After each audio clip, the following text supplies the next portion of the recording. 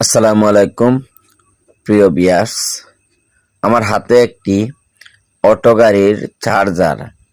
এই চার্জারটি পুড়ে গেছিল, তাই কিছু কয়েল নিয়ে এই চার্জারটি নিজেই তৈরি করতেছি।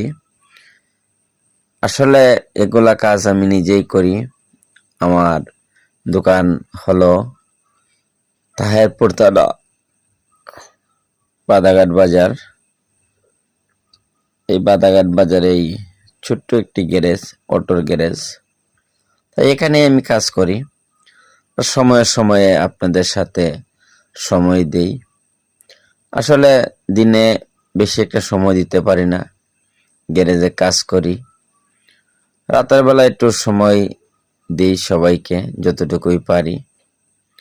আর সব কিছুর পরে এটা আমার নতুন একটি পেজ।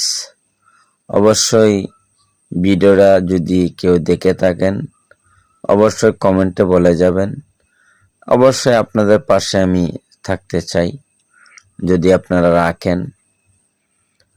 আর সব কিছুর পরে হাতের কাজ একটু পরিশ্রম হলেও করতে হয়, তাই করি। আসলে না করলে তো আর হয় না।